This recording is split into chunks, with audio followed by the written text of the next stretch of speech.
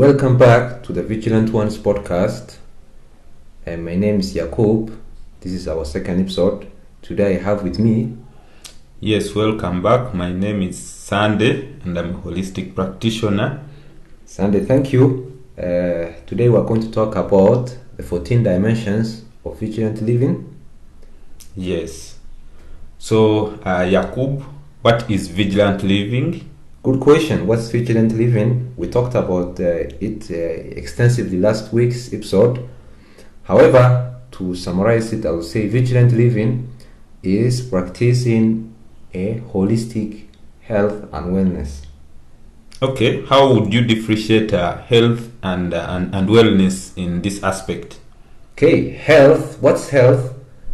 I will use WHO's definition of health, which is the state of physical, mental, and social well-being, and not merely absence of sickness. I think that one is clear. That's very clear. Okay, let's go to wellness. Wellness is the state of awareness. So it's awareness of what is valuable to each of us relatively. And unlike health, which is surviving, wellness is about thriving proactively. So another way of comparing the two is health is objective. You're either healthy or not by the standard of, let me say, either doctors or the healthcare professionals or even the bigger society. However, wellness, it's us who decides whether we are well or not. Or you're not unwell. Or you are not well, yes. Alright, so that is the differences between health and the wellness aspect. So we are going now to go to our first dimension of vigilant living, and this is spiritual. Spiritual, yes. What's spiritual? I think that's a big word. It has been used, it has been affiliated to the different categories in life. Yes. But the one which it's most prominently part of, I would say it's religion, because we assume a religious person is a spiritual person. Yes. Which is, I would say, is correct. At the same time, it's not just about practicing, let me say, your religious activities or rituals. It's part of who you are to exist, to be alive. You need to be spiritual. You need to be in touch with your spirit. Yes. And from there, I will say we have six categories or 6 points under spirituality. Yes. Yeah, they are existing here. We are 6 categories under the spiritual as a dimension of vigilant living, and we are having meaning in life. Okay, yes, the first one is meaning. What is meaning? Yes, meaning, or another way of calling it, is a purpose. It's the reason for our existence. In a religious sense, yes, we exist to serve God, to do good deeds on earth while we are still alive, and then hopefully we go to heaven. Yes. But I would say it's also bigger than that, in a sense that what do we do day to day? What are our aspirations? What are our ambitions? How do we carry out our daily living? So it's something which is both broad, at the same time it can apply to everyday today activities. Yes. So that it's ideal for us to have some sort of a purpose before we choose, let me say, our career, which is the commonest way that word is used, but even the relationships, financial.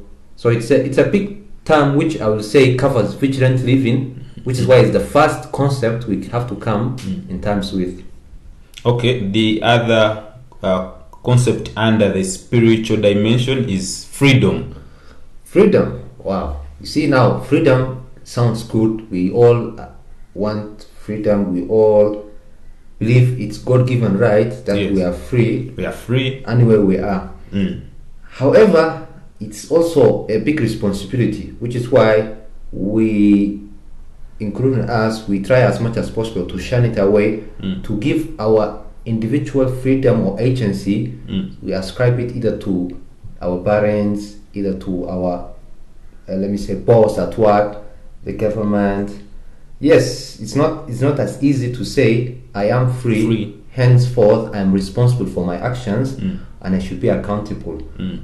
But there's no other way of achieving full vigilant living without coming to terms with your personal responsibility. And that's a concept which we mentioned last week when we talked about our core values. Okay, yes. The next point here under the spiritual aspect is isolation. The aspect of feeling isolated. I mean, what can you say about isolation, which COVID-19 did not really put it out there clearly? However much we try to act or to believe that we are part of a community or a society, when it comes to it, we end up feeling that state of being alone or being lonely.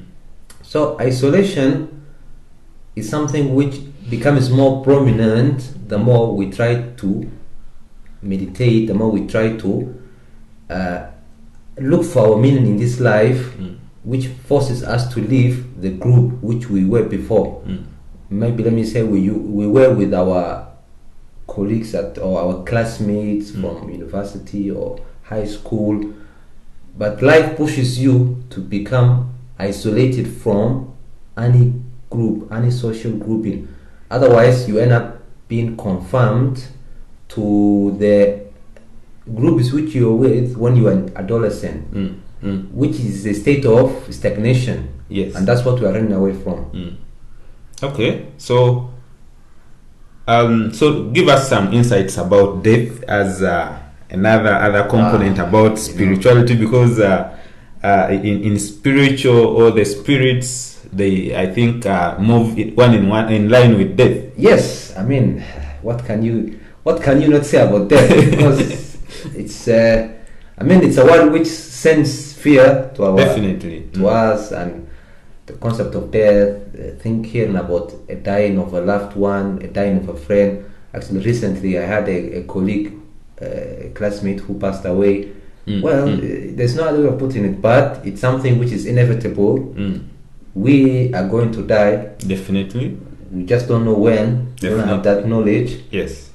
But does that mean that we have to be afraid of it? Does that mean that whenever we come across death, we need to become anxious? Or now, to live in a vigilant way, yes, you need to embrace it. There's no other way of running away from death, because the only way you can live life fully, the way you want it to be, yes, you have to come to terms with the end of life. The end of life. So that will forces you to live in a more vigilant, in a more soundful, in a more, because you don't want to be tomorrow on your deathbed having regrets, which I would say unfortunately all of us, or most of us, will go through. What could I done back then, because I just thought maybe I will live forever? Definitely, which is not possible. Yes. So let's now have your insights about meditation as an aspect of the spiritual dimension of vigilant living. Yes, meditation. It's a word which has also been used recently. It has become a common jargon in some settings. You might hear it from when it comes to work settings, or with friends, or social media. What is it? What does it mean to meditate? Is it something where you only expect from Buddhists, a monk in a cave who is bored and they spend their whole life meditating? From my personal experience, I would not say meditation is something which is that complex and that abstract. However, meditation is simply the state of being aware of your current surroundings, and to try as much as possible to overcome thinking. Because thinking is what keeps you away from being aware of your now present moment, and even the surroundings. And we spend our life thinking about the past and the future without coming to realize that now, especially when we talk about concepts like death, you may end up dying without even knowing that you are thinking about where you are right now. So you may end up ignoring your family, your relationships, your friends, for the sake of the future. So finally, here we cannot really run away from the spiritual dimension of vigilant living without tackling the issue about values as a person who wants to live a holistic health and wellness life. Yes, values. We have talked about our 4 cardinal values last week. Yes. As there's no spirituality, let me put it this way, there's no spirituality without having values, or without having some sort of a foundation. There should be principles in your life that you can never compromise. Otherwise, you are just misusing the word spirituality, or you're misusing the concept of seeking vigilant living if you do not be accountable for your values. Yes. And all of us, we may have our individual values. However, there could be a shared values. Yeah. And I will say the 4 values we mentioned last week, which were: number 1, to believe in objective truth, or to look for wisdom. Yes. Number 2, to take personal responsibility and accountability. Number 3, to have character, to build character and to present integrity. And 4th, to have reciprocal empathy. Well, yes, that has been the spiritual dimension of vigilant living. We have tackled issues related to meaning in life, freedom, isolation, death, meditation, and values as a person. These are very core to our day-to-day lifestyle. So our next dimension, which we are going to talk as another key aspect of vigilant living, is emotional. Issues related to anger, joy, sadness, fear, love, disgust. So kindly, what is anger? Before I will go to anger, I will even say, what is emotion? Yes. Because we say someone is emotional, or I'm having emotional crisis, or I feel overwhelmed with emotions. The definition which I will use, which is neuroscientific psychological definition, is an emotion. It's also you can call it an afferent presentation of a state of mind. So an emotion is how we present what we are feeling inside our minds, inside our minds to the outside, to the outside world. Yeah. So it's more of it's a byproduct. It's not exactly something which comes first. It's just a byproduct of the state of our conscious or unconscious mind. For example, now the one you asked me, which is anger. Yes. Anger, it's at the end of the day, it's an emotion. None of us is an angry person identity-wise. It's just that we express anger when we feel something is not right outside. Yes, and that is how we feel, because it's like we've maybe failed to express it in words, so it comes out in an emotional way. It can be overwhelming, it can lead to aggression, it can be unhealthy, but it's part of us. Okay, yeah, it's part of us, and we need to come into terms with it. That is anger. But the other emotion, which is for our day-to-day lifestyle, is joy. Joy, yes. Otherwise you can call it happiness. Yes. We are all being conditioned to believe that is the end goal of life, is to be happy, is to have joy, is to have enjoyment. So is happiness, let me say, the end goal of life? I wouldn't say so, considering that at the end of the day it's just an emotion. It's a state of mind which we feel once in a while, which leads us to be excited, to be smiling. So it's not exactly the end goal, and because of that, a lot of us, we can even use extrinsic means, or like different, or we can use let me say, for example, pharmacological means like drugs. People will use substance, yeah. So it's not that means the concept of happiness itself is just, it's not the end, it's means to an end. So it's not should not be the end goal, but it means we should have full control over it and try and be as much joyful as possible. Yes, that is very clear. The other aspect is the opposite of what we have just discussed, joy, and now in this case that is sadness. Yes, sadness. Medically, you hear someone being described as that person is depressed, Definitely. or she's having depression. However, sadness at the end of the day is also a state of mind. It's not exactly a condition. It's not an illness. Yes, it can go it can be extreme. It can become an illness if it has not been sort of integrated to the holistic life. But it's something which we feel, and we cannot run away from sadness because the day-to-day life involves events which make us sad. Sad. Yeah. Well, give us more your insights about the aspect of fear, which is also an emotion.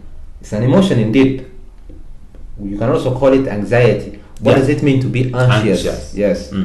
Which is, you could say, maybe there's a slight difference because fear, it's an emotion we experience when there's a threat, when there's some sort of an external threat, whether it's physical or it's an emotional threat. Maybe anxiety, the difference is that it's something which is not out there.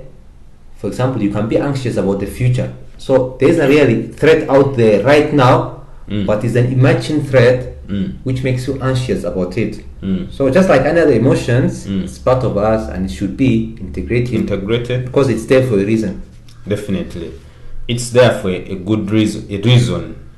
The other aspect of emotions is disgust. Disgust as an emotion, it's what makes us, when we see an insect, when we see a cockroach, we want to kill it, or when we see a dart somewhere, we want to step it, or when we smell a pungent object, we try and look aside. So it's also inherent emotion which keeps us safe in a sense, because what we are disgusted from ideally is what we should try to avoid. It's not good for us. It can lead us to sickness. It can lead us to vomit. So it's part of the emotions we have. It's part of the emotions that we have, and there is also surprise as emotion in day-to-day present life of a person. We might not think of surprise as an emotion, but it's an emotion of anticipation. Something happens out of the blue. Yes. So how we react to it is by surprise. It's a state of vigilance, and maybe there's an aspect you can be paranoid. Yeah. It can lead us to be happier. So it's a state of emotion.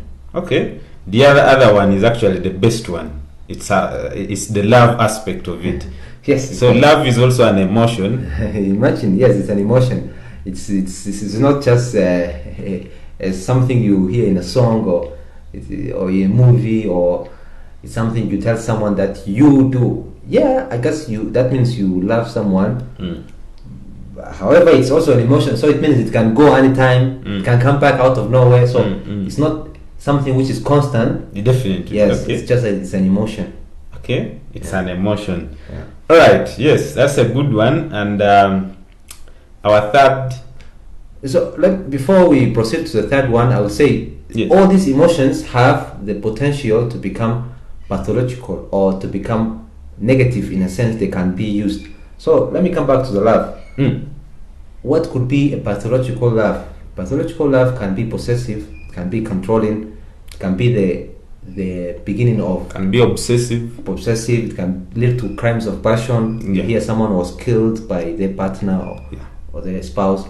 So just like we talked about happiness, we talked about sadness, we talked about angry, surprise, it can make us paranoid if we are always anxious in a sense about surprise. Disgust can lead us to a state of what you might call obsessive compulsive disorder, where you see someone is trying to wash their hands every few minutes, or they think the door is open. There's a state of being so disgusted that it makes you have no control over your body, so you are compelled to do activities beyond your control. Okay, so this means that as an individual, as a person, getting to understand these emotions and how you can react to them is very critical and very helpful for your good holistic approach towards health and wellness. Well, we go to our third dimension of vigilant living, and this is with issues related to cognition. Yes. What's cognition? What is cognition? Yes. Yes. Cognition. It's sort of a scientific term to describe how the brain functions. Unlike emotions, which is how we express our inner feelings, cognition is how does our brain process, how does our brain, if you look at our brain as a machine, as a computer, what processes does it have for us to be able to utilize it? And there are quite many. There is memory, there is attention, perception, language, and even thinking. These are all about issues related to cognition. So let's hear some insights about memory in line to cognitive dimension of vigilant living. Memory, they realize there are some conditions famous like dementia. You hear of someone has dementia, ideally an older person, means they have memory loss, they cannot recall either short-term or long-term memory, which can lead to a disability in life. So it's very important for our holistic health. Okay, that's a very clear and straight to it. So attention is also an aspect of cognition. Yes, attention. You remember when you were at class and the teacher is telling you, why are you not paying attention? Definitely. Yes, because attention is how we consume information out there, how we interact with the world. We need to be attentive and going. Otherwise, we're either missing something or value. So attention is just like memory. It's a very crucial system of our cognition. I understand, because you need to be attentive to yourself and your environment, because something might be happening to yourself even when you are unaware, and this can lead you to aspects of being unhealthy or unwell. So let's discuss about perception. Perception, yeah. How do we perceive things? Yes, because you realize to even have the ability to understand something, you should be able to perceive it in a way which is useful. Yes. And you might say we initially ascribe meaning first to something before we look for it. So before, let me give you an example. When you're hungry, before you look for a cup or a plate, you first think about the plate and then you find it. So we need to perceive things, then reason out uh-huh, and come up with a decision, yes, to act upon. Yes. Well, that's a very wonderful one. There's other aspect which is related to the brain, and it is thinking. You see now how it can be surprising for us to know that thinking is just a process of the mind. We are not a thinking person. The part of us which is thinking is not the whole of us. Definitely. That's why thinking can lead to, you might say, depression, or a state of sadness, a state of anxiety, because of the thought processes. And just like the other three we have already mentioned, it has the potential to malfunction. Yes. So you might realize someone is always thinking negatively. Someone is thinking about maybe death constantly. So just like these other three, thinking, it's a process which we should be able to utilize. You should be able you should be the ones running it, not the other way around. So there is one better left aspect about cognition, the very one which we are using in this conversation, and it's language. And that's the one which separates us from other animals in a sense. Definitely. Because as humans, we can articulate what we want to say. Mm. So this language, we have centers in our brain which are responsible for both understanding and then speaking it. So to speak a word can be the difference from, for example, let me give you an example to make it clearer. Yes. You have something in your mind. Yes. Ideally, you should be able to express it. You should be able to use your language. If you can't, like a child, you'll use emotions. You might start crying. You might express it. So the language system of our mind, it's a part of us which is there for the purpose of us expressing our thoughts. Our thoughts. Yeah. Very clearly for more understanding. So the other fourth dimension of vigilant living is the intellectual aspect of it, which in this case has aspects like learning, more critical thinking, creativity, and issues about communication. So yes, what is intellectual health or intelligence? I would say, let me start from intelligence. The word intelligence comes from when you hear the concept of IQ.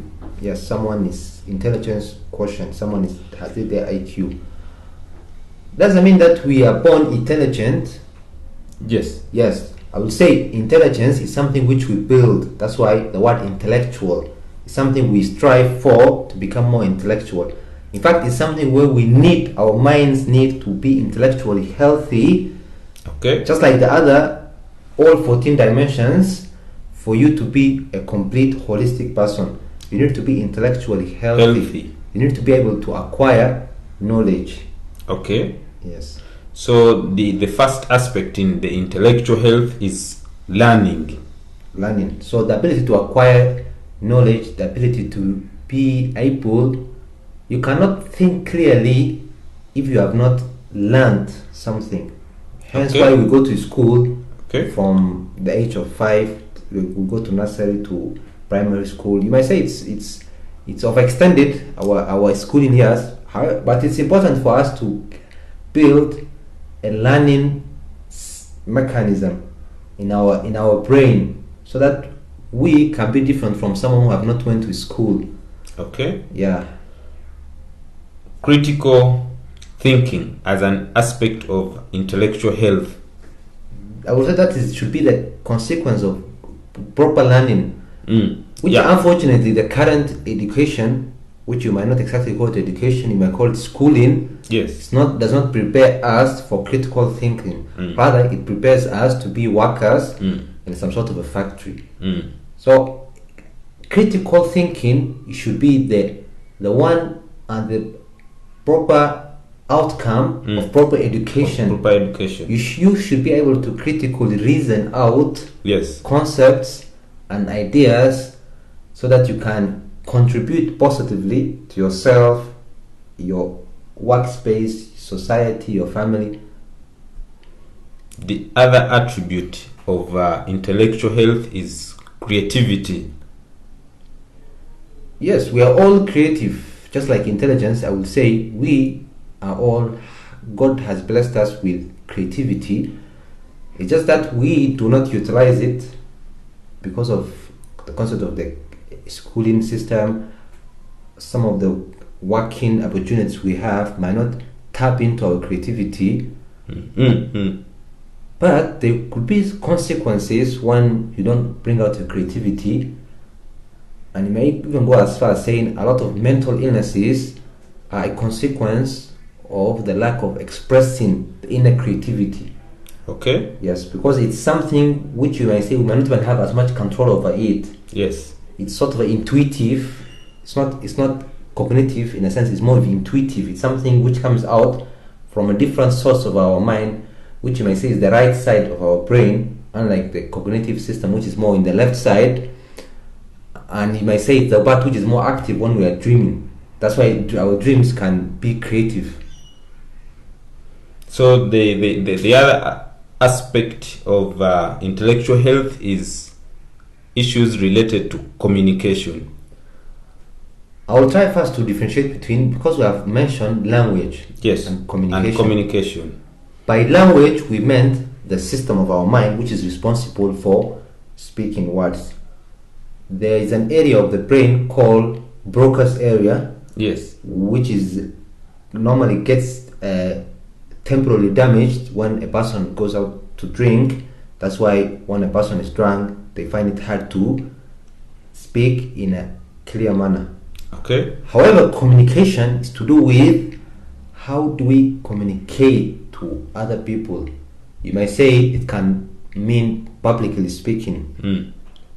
It's something which none of us are born with. It's Yes. something we can acquire, we should acquire. We should feel free, and that's why, as the saying goes, a child who cannot communicate doesn't get fed. So you should be able to communicate your words. Yes. So that's very key, very clear that you should be able to communicate your words for you to be able to achieve a proper holistic health and wellness. So failure for you to communicate this out definitely will hinder your health and wellness. So the fifth dimension of vigilant living is relational aspect of life. In the relational, we are meaning issues related to family, friends, offsprings, community. Yeah. Yes, no man is an island. We are, as humans, you might even say we do not matter without a community, without a society. Aspect of the dimensions of vigilant living is the relational aspect, which involves the family, the friends, the community, and how you relate with them and how they relate to your health.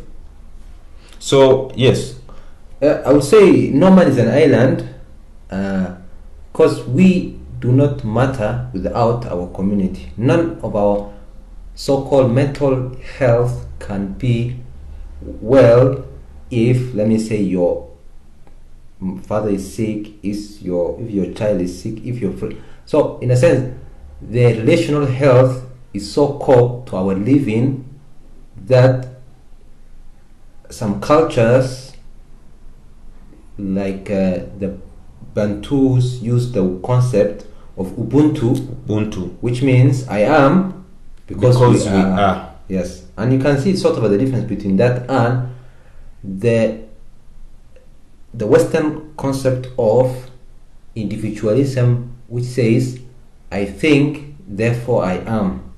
So there are cultural differences, but still none of us can live a complete life without a good relational health. Oh wow. So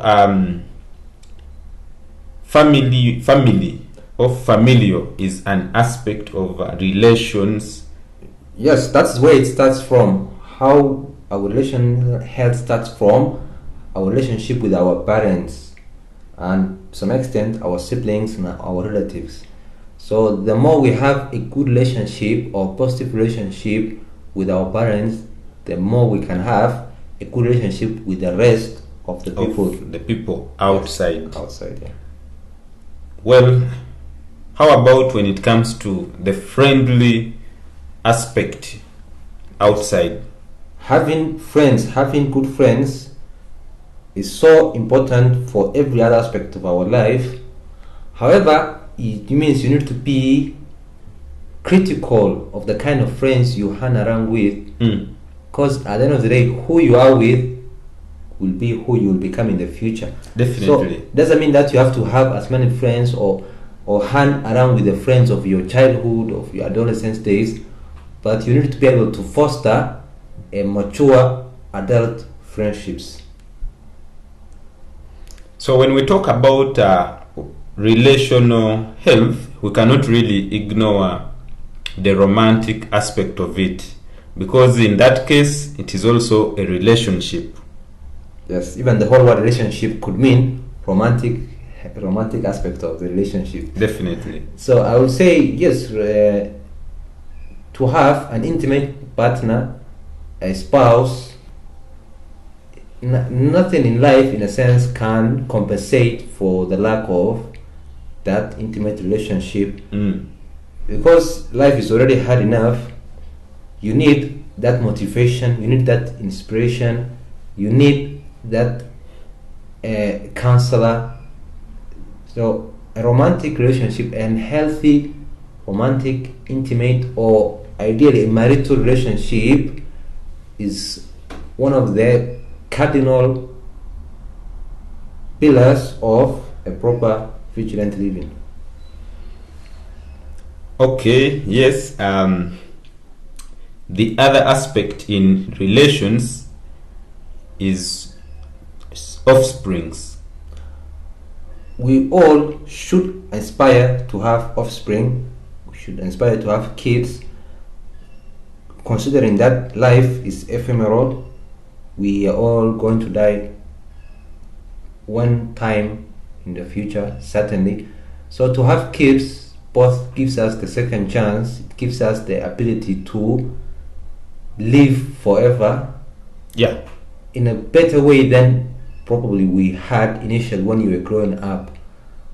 And it also inspires you to work hard and to be as successful as possible for your offspring. So in this aspect of relational health as a dimension of vigilant living, we cannot rule out community aspect. So how is the community interacting with you and your health? As I started with, no man is an island. It means we are part of the community, whether we Yes. like it or not. Definitely. And the community will be there for you if you are there for the community. So trying to involve yourself with the right kind of community builds you up and gives you a lifelong network and a community which will have your back, and you'll feel you belong to some people. Yes, and that belonging to a community fosters your relationships and your relational healthy, and in the end you can achieve a holistic health and wellness as a person. I think there's one more concept which you will call the collegial health, Okay. which is our relationship with our colleagues at Our work. colleagues. Yes, because we are all going to offices, we all have A workplace. a workplace. So hence we need to have a proper health relationship with our colleagues, both for our sake of our career.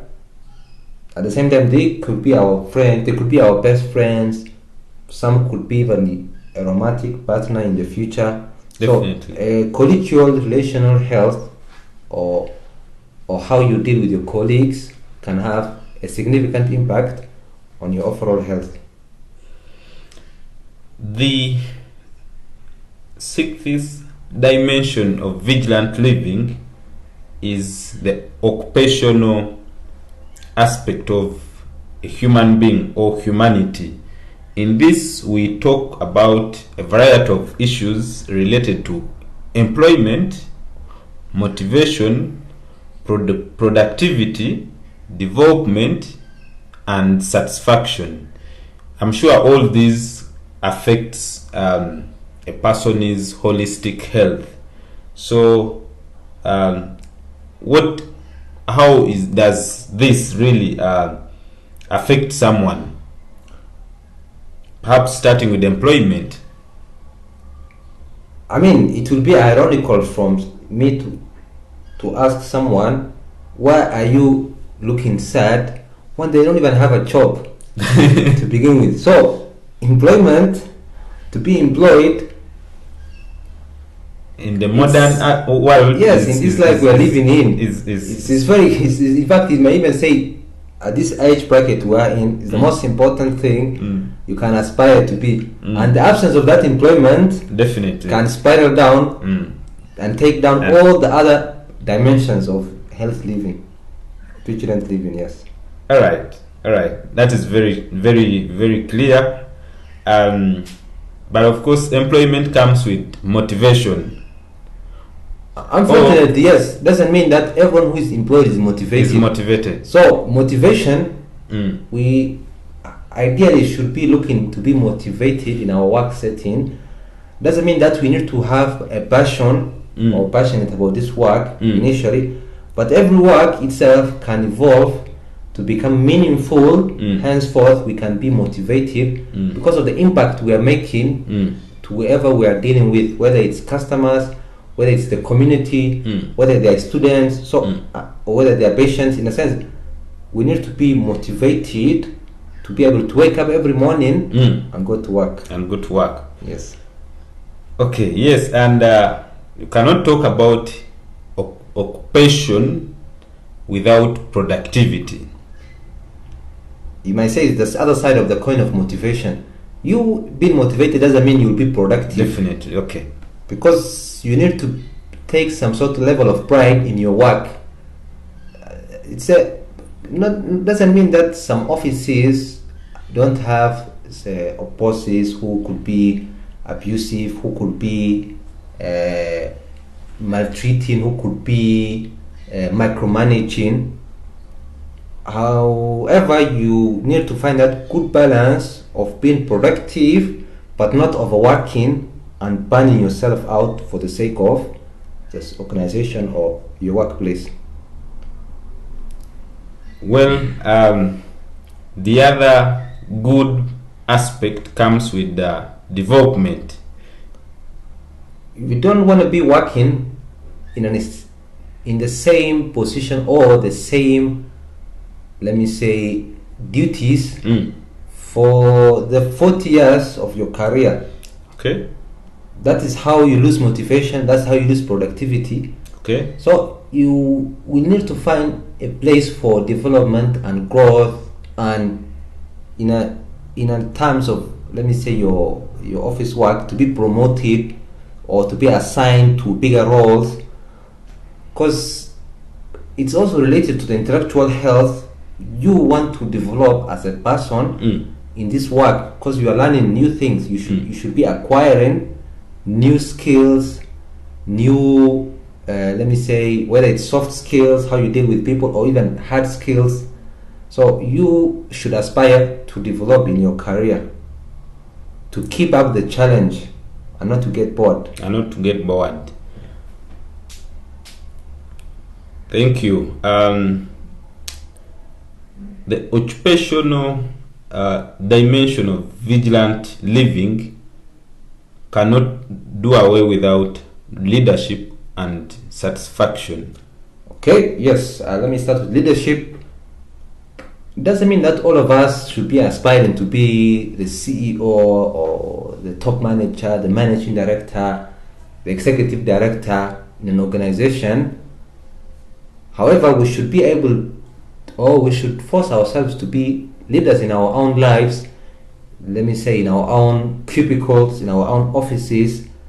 And if you would rather be a leader within, because you start from, ideally, from a low position within the organization, but with your attitude and aptitude, you can be promoted to a leader within that organization, or you can try and foster leadership within your colleagues so that they can look at you as a leader. And tomorrow, who knows, you can either start your own organization or company, or you can even become the leader within that organization you have been employed. As for satisfaction, which is the last thing, we shouldn't really want to work, in an employment which we have regrets over when we retire tomorrow. Let me say 40 years, 50 years. Yeah, we're going to have regrets in one aspect or another. Yeah. But you should at least have some level of satisfaction and pride in the work you have been doing. So the earlier you come to understand what sort of an employment you like to have, what sort of a purpose are you looking for, what sort of an impact you want to leave behind and legacy, the more you can set up yourself so that you'll be more satisfied when you retire or you're on your deathbed. Yes, so dear listener, we are going to the 7th dimension of vigilant living, and if you didn't know that finances can affect your health or your life, here is the financial health aspect of it. And in the financial health, we have issues related to spending, debt, budgeting, and your current status. So yes, financial health, it's the way you said, the way you put it nicely, it's not, we're not aware that it actually contributes to our health and wellness, like occupational health. So the absence of finances definitely is the beginning of headache, in a sense. So you would like to look at finances not just as having money, but how can I achieve a financial success, not just money wise, but so that I can be healthy and well and not be stressed or not be overworked. Or so all this, that's why all these dimensions, they work together. None can survive without the other. Yes.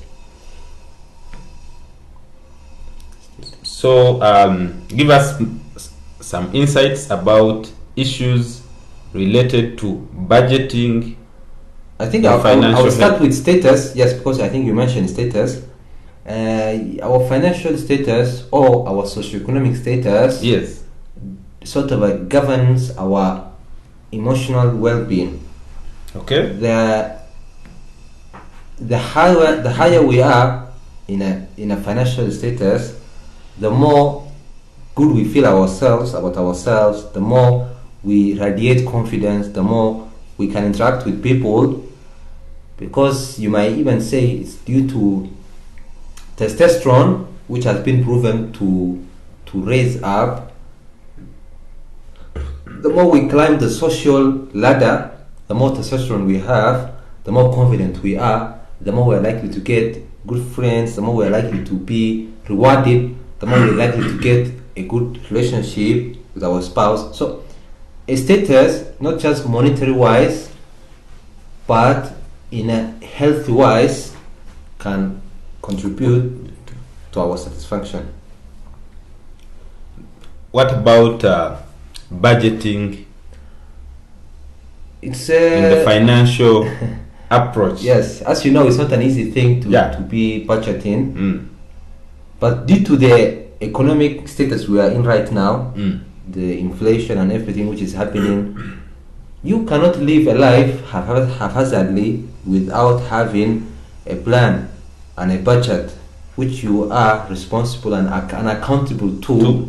Yes, because you will not be able to go and spend without having a plan.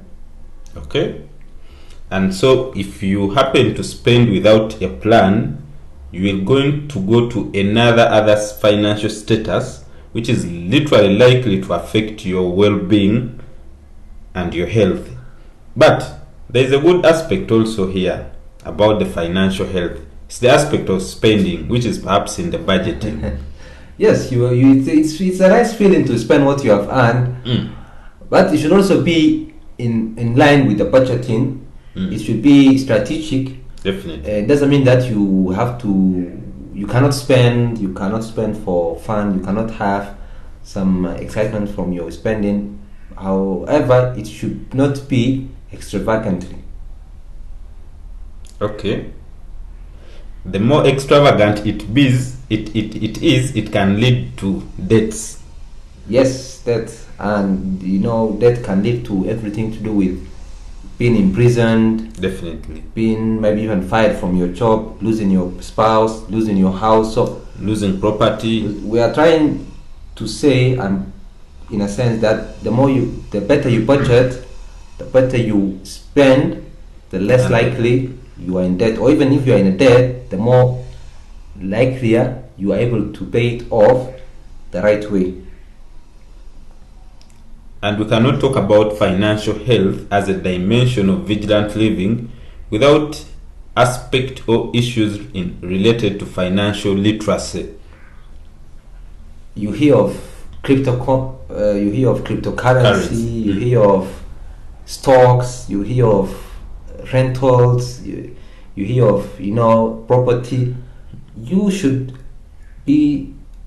force yourself to be acquainted with as much knowledge about finances in the world as you can, because you don't want to wake up tomorrow 20 years down the line and your friend or your colleague is prospering from his investments 20 years back then, while for you even had no knowledge about these possibilities out there.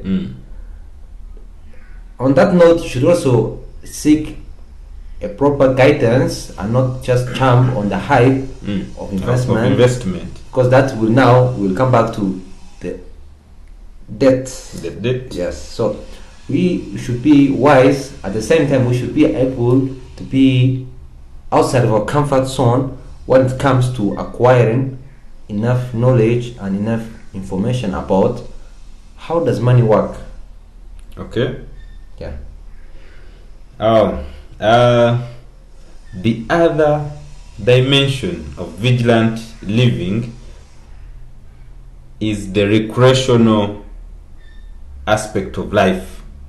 Recreating, socializing, sports, and the related aspects.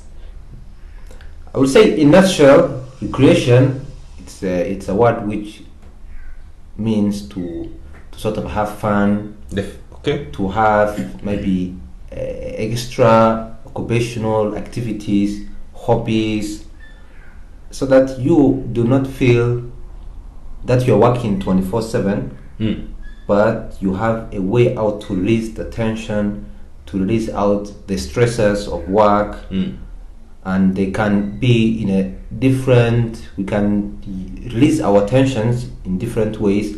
It can be by socializing, going out with friends, and maybe having a party, having a cool night. So it can be by using our hobbies to, maybe some of us are drawers, some of us write stories, some of us are musicians. We might not even know about them, but they're here dropping them on YouTube. Some are athletes, they like playing sports, they like kicking football here and there. These days, due to technology, we can be getting our fun from just looking at our phones, social media, watching YouTube, playing games, and things to do with and even lastly, substance. We can take some substance for fun. Something as simple as coffee, to alcohol, to smoking, to illicit drugs. So recreational health can be where all our efforts crumble, all our efforts to build a good life can crumble on the way we manage the stresses of life. So we should find a way to build a healthy way to relieve the stresses of the day-to-day, and at the same time to make use of that time and not just to waste it without consideration. So, in the aspect of nutrition, let's talk about dieting. Yes, what's dieting? Is it something where you see someone who is, let me say, middle class, and they're saying, "Oh, I'm trying this new diet"? Yes, diet at the end of the day is what do we exactly consume? Which type of food do we consume? And at the root of it, is it carbohydrate? Okay. Is it protein? Is it fat? Or is it micronutrient? Okay. Whatever the type of the food does not matter, whether you are eating rice, whether you are eating spaghetti.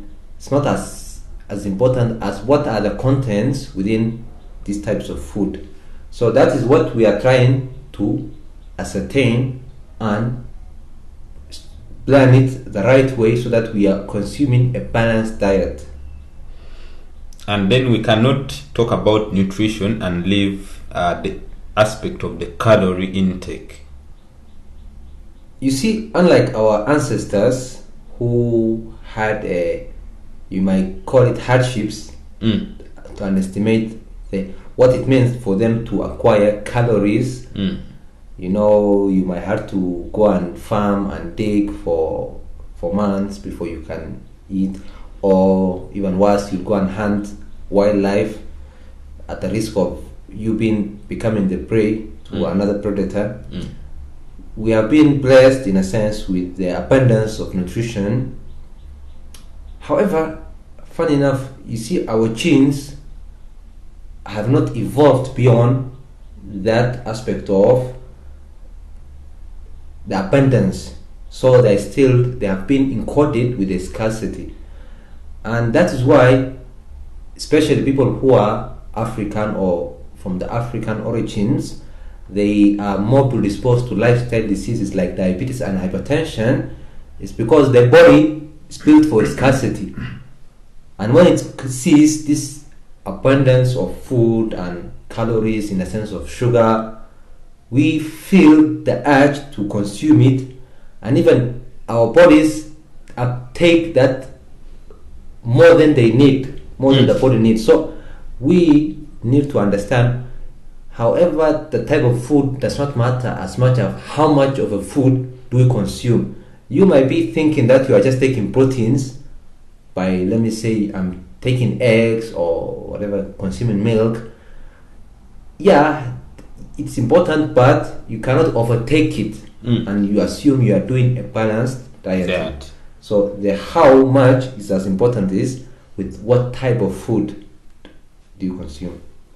But then we cannot ignore the aspect of timing, the frequency, whether it is a protein, a carbohydrate, but the timing. You might say that is what governs all the other two, because fasting, or let me even use hunger, it's not an enemy. Okay. So it doesn't mean whenever we feel hungry, that is the signal to eat, because that means you could have eaten lunch 30 minutes ago, but you started feeling hunger. So now you go and look for another meal. Now what does that mean? You are over consuming a lot of calories. At the same time, even the kind of type of food you're consuming might be sweeter, the so-called afternoon delight, or sweets or tea.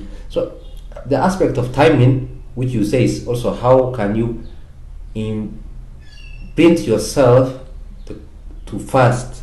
As that's why a lot of traditions and religions really put fasting as one of the would you say sacred activities we should carry out, because aside from the spiritual element, it helps to cleanse our body. It gives us that ability to really feel the need to consume, because the body needs to digest, the body needs to utilize those calories it took, and the different, whether it's carbohydrate for energy, whether it's protein for bodybuilding, whether it's fat for the different use of the body. So we need to give our body the time to digest and utilize that food before we now look for another food. That has been the nutritional dimension of vigilant living.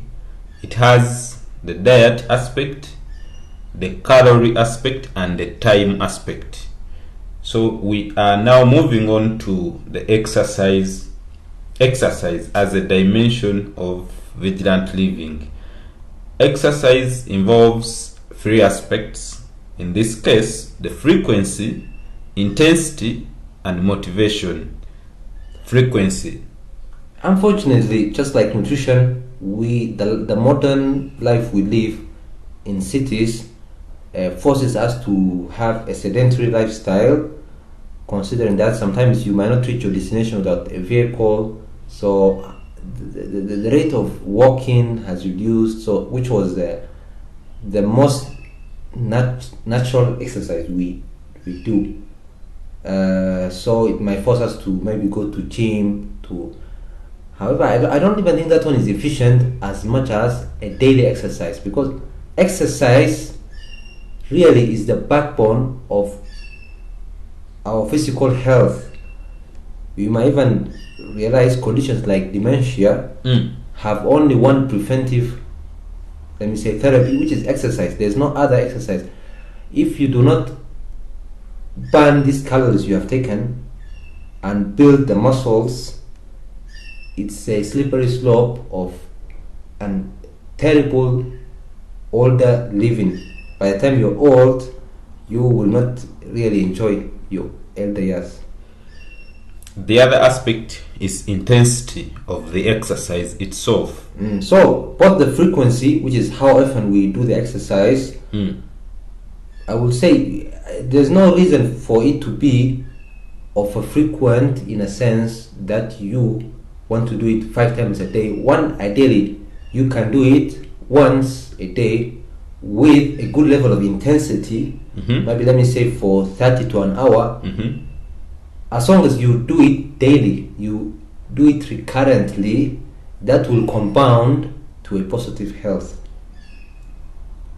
And the two aspects of frequency and intensity are compounded by motivation. Absolutely, absolutely. We need that motivation.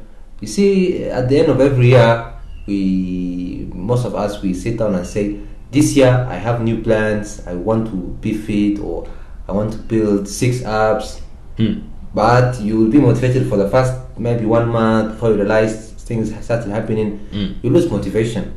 So motivation is both needed initially. You need to be motivated, or you need to have a good circle of a community, friends who will motivate you. But motivation at the same time is not what carries you. You should be able to exercise when you're not motivated. So motivation is important initially, but it's not what is crucial. To do something daily means you should be doing it when you're not motivated. So you should do it out of duty, not motivation. Okay, dear listener, this is exercise, and exercise really impacts your health and your wellness.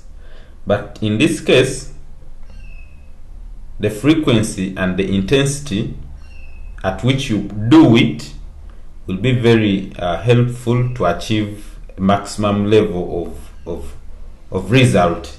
But there is the other aspect of the other dimension of vigilant living, which is also very crucial and vital in our day-to-day, because it's natural, it's God-given, it's sleep. I mean, can you imagine? Sleep is part of the health. Like, we take it for granted, but just like nutrition and exercise, you might say all the conditions, all the diseases which can happen to you are as a consequence, or they're related to sleep. How we sleep. So in sleep, how we sleep is about duration, the quality, and the habits that can be associated with the sleep itself. Duration. You might say we need to sleep at least 8 hours. So that duration is not just about the, like, let me say you can sleep from, let us say, maybe midnight till 6 a.m. But that is not as important as making it regular, doing it the same thing every day.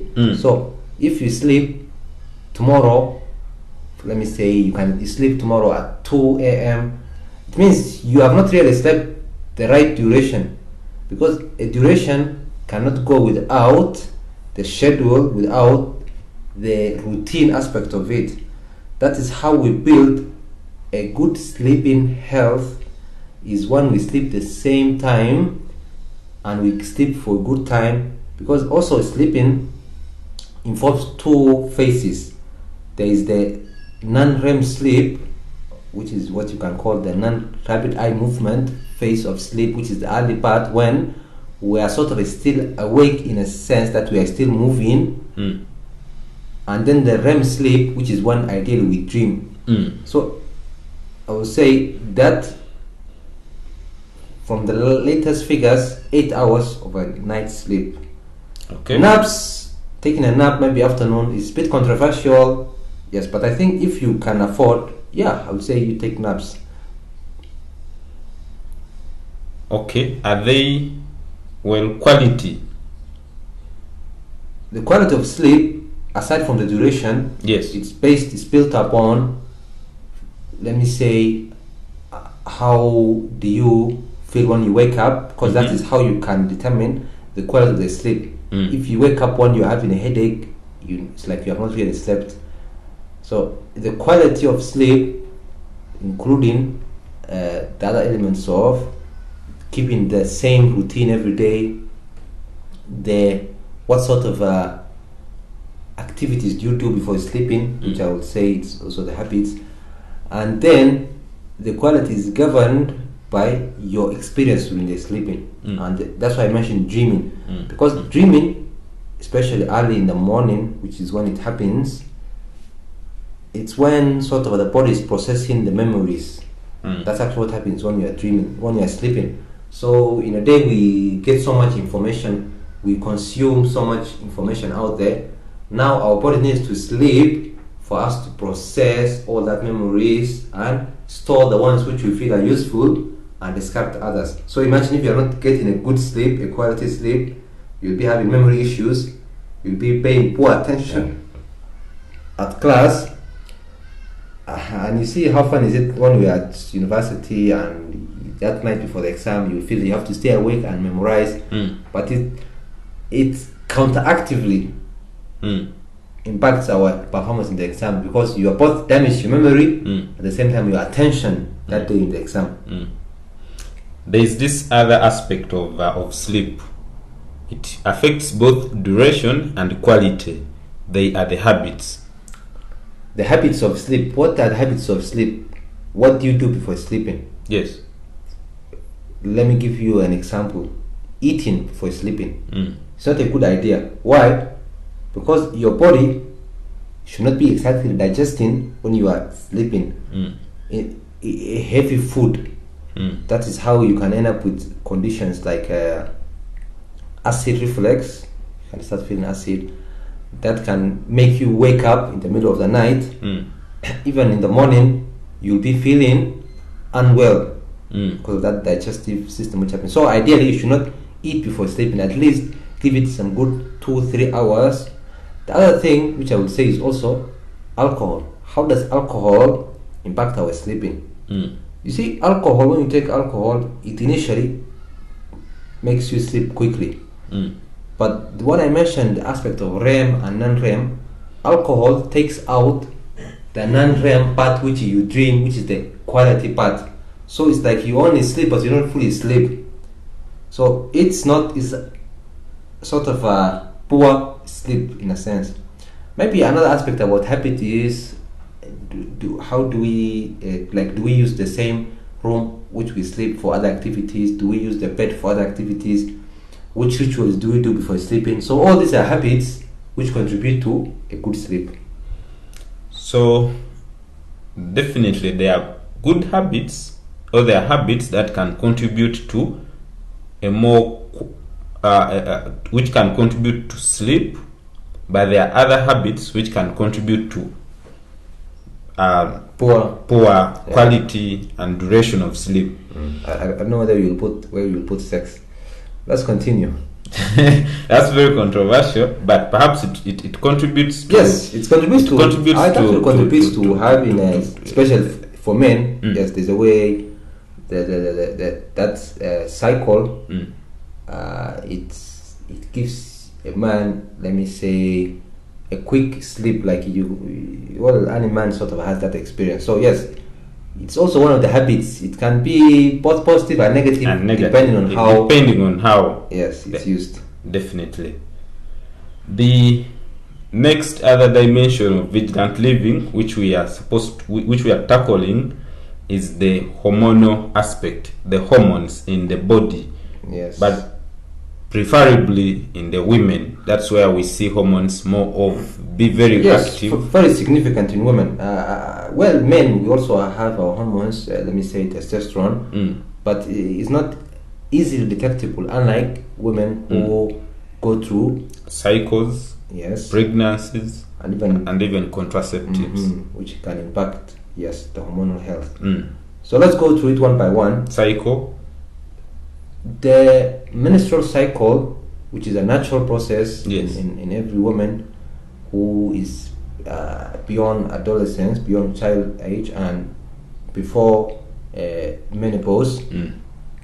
It's a process which is both should be. It gives us both a symptom or like a presentation of how the body is. For example, if you are not taking enough nutrition, you might have issues with menstruation. It could be what's called PMS, the premenstrual syndrome, the kind of pain. Stress can contribute to poor menstrual health. In fact, some women unfortunately even go to some sort of a menopause while they're still young because of these elements of, let me say, nutrition, to stress, to other factors can contribute to even the lack of menstruation. Definitely. Yes. Pregnancy is a very it's a central aspect, yes, to hormones. Yes, to women's life. To women's life and health. That's true. And we should say that pregnancy is healthy. It's natural. normal. Yes, it's natural. Just because we now have, let me say, medical wards with pregnant maternity ward doesn't mean pregnancy is unnatural. It's a natural, healthy thing, which ideally every capable woman should be able to go through. Doesn't mean that there wouldn't be any, let me say, issues or challenge within the period of pregnancy or during delivery or even after delivery, but it's a natural process. And therefore, allowing yourself to go through this process is very helpful for your body, and also giving your body time to heal from this process is also very vital for your health afterwards. Yes, I will emphasize that point. Thank you, Sunday. I will say yes. You see, estrogen, which is the female hormone, which is also culprit for some of these cancers like breast cancer, cancer of the endometrium.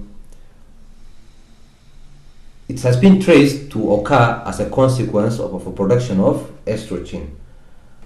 But you see, women get estrogen breaks in 4 times in their lifetime. Number 1, when they are still young, when they are children. Okay. Number 2, menopause. Number 3, when they are pregnant. You see, pregnancy gives you a state of no estrogen release in the body, which is very healthy. And when they are lactating, when they are breastfeeding the babies.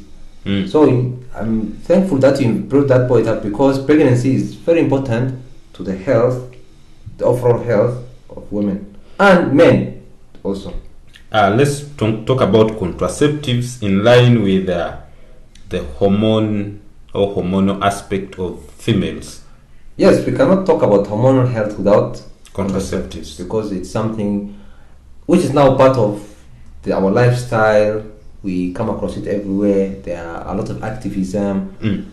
Yes, so I'm saying there are a lot of good aspects where it brought when it came to elements of women diseases, which actually you may not even realize these contraceptives are used as a treatment. For example, you might hear of endometriosis, you might hear of, there are a couple of diseases which contraceptives are used for. When it comes to, let me say, the aspect of prevention of pregnancy, I would say it's controversial because there are different religious beliefs, there are different cultural beliefs. It has good purposes, it can be misused. So yes, it's a broad topic of its own with its nuanced discussion within it. Okay, but we have to understand that the contraceptive use can really promote the health of a person in one way or the other. Yes, either use directly, or misuse. Yes, use or misuse. Yes. And the misuse will definitely affect your health, and Very therefore you won't have a vigilant living, a meaningful, productive, and longer life. Yes, let me also emphasize that point. Thank you, Sandy. Actually, the research shows that even the way women think differs when they are on contraceptives and when they are not. So yes, it can lead to significant impact and change. It can even have consequences later in life, including infertility, including some of these cancers. So it's a topic which is not easily mended with, and it's something which should be talked about. Yes, because we keep on hearing about the positive sides, but we need to also bring out the negative sides. Yes. All right, that's a conversation for another day. Yes. But for this conversation, we are basically looking at living a holistic health and being aware of your health status, and that's vigilant living. But one key aspect of vigilant living, or one key aspect of life which we cannot live out in vigilant living, is the medical aspect, which entails issues that are related to disease and drugs. You might assume when we talk about health, all that we're talking about is the medical aspect and sickness and diseases and drugs and surgeries. And so yes, we came to understand it is just one of the dimensions of vigilant living. It's not the end all. Going to a doctor when you have, let me give you an example, when you have developed a cancer, doesn't mean that you are going to be okay. There are other things which you could do in all these other dimensions of living, which could prevent you and even help you manage whatever condition you present with. But it's not the only way out, and unfortunately that is how the current practice of medicine or healthcare providers, the way they view health is medical health. It's medical healthy. Yes, unfortunately. But we realize all these other dimensions we talked about, from spiritual to emotional to occupational health, are as crucial, if not sometimes even more crucial. More crucial. Yes, I believe they are more crucial because they do not lead you to the aspect of being sick, the aspect of being in need of drugs. And now, if something is leading you to that aspect of not needing drugs and not needing to be admitted, it must be very crucial. But then let's talk about disease in line to vigilant living, in line to being healthy. Yes, disease is you can say it's what happens when things go wrong in the body. Yes. But in a physical way, whether it can be seen outside or it can be seen through laboratory or, let me say, an X-ray, radiology. So yes, a disease or a pathology, which is one part of the body, malfunctions in a sense. Yes, that's a disease. And of course, if it malfunctions, it really affects your exercise, your sleep, your hormones, your spiritual health, your overall health, definitely, and it will call for drugs. Yes. So drugs in line with so drugs, yes, is a treatment which can be given to the, let me say, the current disease you have. However, drugs like contraceptives, they can be misused. Definitely. In fact, I would even say the misuse of drugs have led to many diseases or many deaths and disabilities than currently reported out there. Let me give you an example.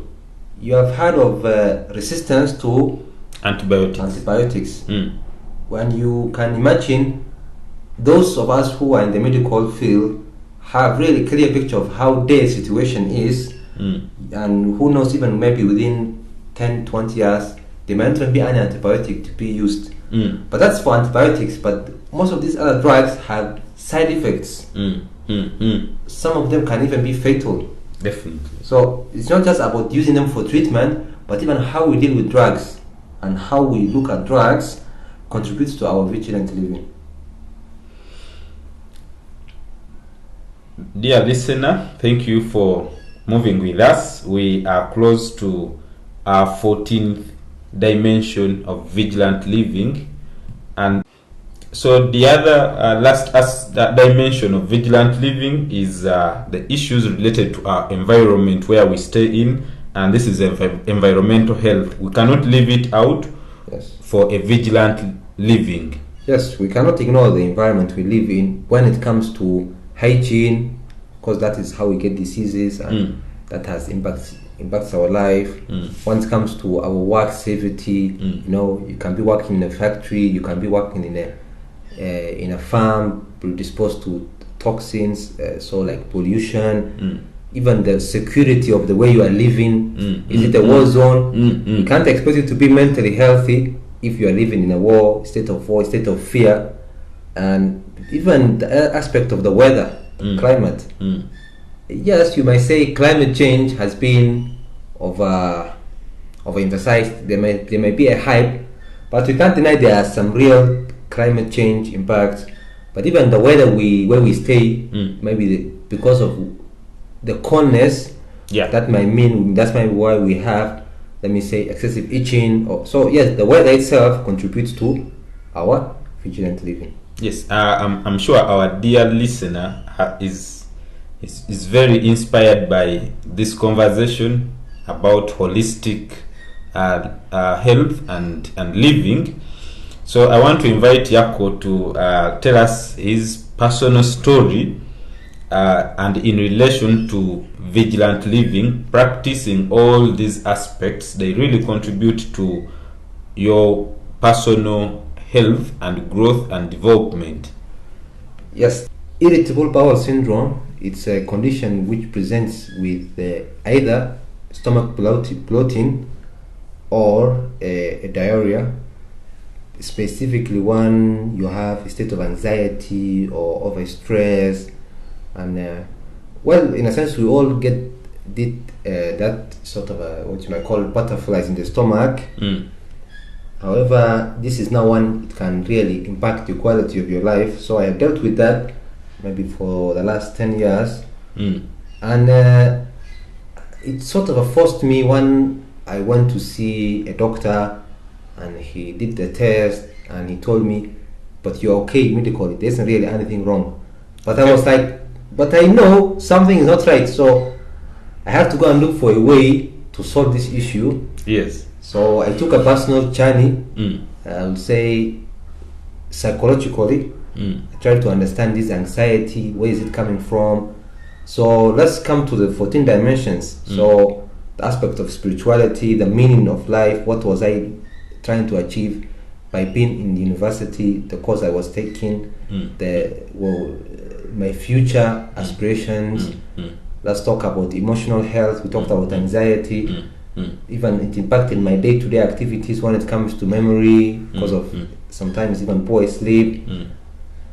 Occupation, what was the future aspirations I wanted to be, which career. So there was a conflict between what I thought I would want to be and maybe the course I was taking, which was sort of a medicine. So that holistic view, and it was worsened by the food, kind of taking like coffee, or beans is also another food which worsens the situation. Sedentary lifestyle, because you see now when you exercise, you release some of that tension, but also not exercising. The poor sleep I've already mentioned. Even how I expressed that stress recreationally, some of it I had poor habits, poor ways of living the stress. So all the 14 dimensions, one way or another, contributed to this condition. And how I solved it, thankfully for the last 2 years, I've not had an attack, which I can only accredit to living vigilantly. Good. Because I will say I have changed my state of mind. I try to find a purpose. I try to do a work which is really related to what I want to do with my, let me say, ambitions. I try to manage my fears and anxiety by meditation and trying to understand it's okay.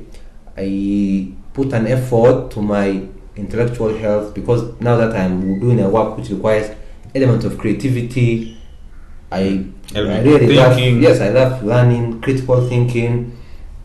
When it comes to the work, a work of impact, which I believe has impact, I'm motivated to do it. I am aspiring for leadership and satisfaction.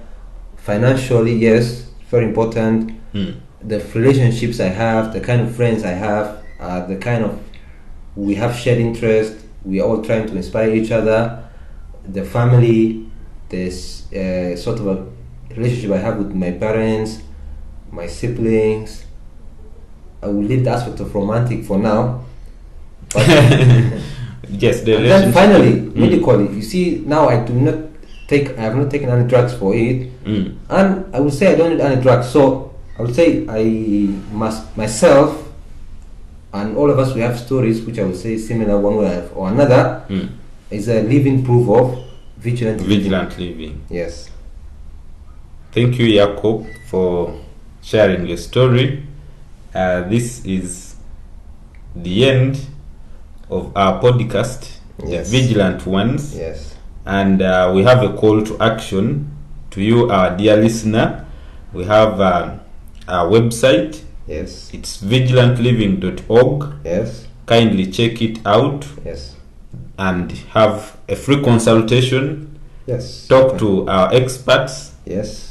Who will share with you more about all these other dimensions of health, how they are affecting your health, Yes. and how you can use them to promote your good health for a meaningful, more productive, and more longer life. Yes, I would say, in case you feel you have similar stories to the one I told, or you are facing challenges in the any other 14 dimensions we have mentioned, yes, feel free to book that free session from the website, or there will be a link below, and there we will talk, we will find a plan, we will give you a place to set, a tool to set your goals, so that we have a life of purpose, and we will achieve it together. So please do that, and lastly, make sure to subscribe, yes, and share this